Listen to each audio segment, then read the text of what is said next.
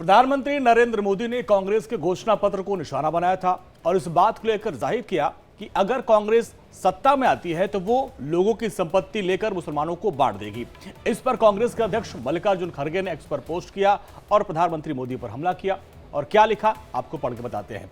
आज मोदी जी बौखलाहट भरे भाषण से दिख रहा है कि प्रथम चरण के नतीजे इंडिया जीत रहा है और मोदी जी ने जो कहा वो हेट स्पीच तो है ही, ध्यान भटकाने की एक सोची समझी चाल है। प्रधानमंत्री ने आज वही किया जो उन्हें संघ के संस्कारों में मिला। सत्ता के लिए झूठ बोलना, बातों का अनर्गल संदर्भ बनाकर विरोधियों पर झूठे आरोप बढ़ना, ये संघ और बीजेपी की प्रशिक्षण की खासियत है। देश की 140 करोड़ जनता अब इस झूठ के झांसे में नहीं आने वाली।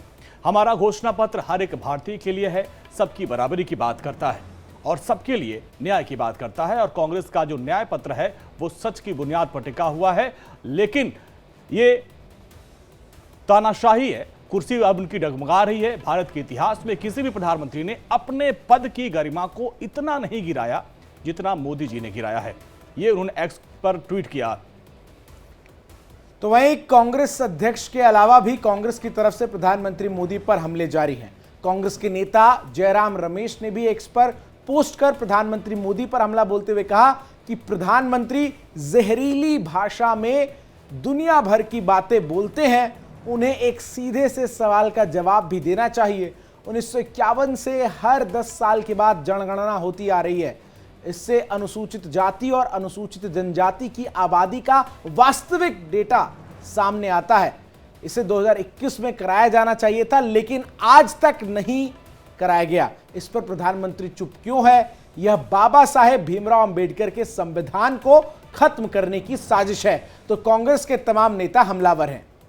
वही राज्यसभा सांसद कपिल सिब्बल का भी रिएक्शन जो है वो सामने आ गया है। पीएम मोदी के बयान पर प्रतिक्रिया दी और सिब्बल ने प्रधानमंत्री पर हमला बोलते हुए इसे राजनीति का गिरता स्तर बताया। साथ ही चुनाव आयोग से भी इस पर कार्रवाई करने की बात कही है। मैं समझता हूं कि इतनी गिरावट राजनीति में आ जाए ना तो इतिहास में कभी हुआ है हिंदुस्तान के, और ना मैं चाहता हूं हो। लेकिन एक सवाल मैं और पूछना चाहता हूं, वो ये है चुनाव आयोग से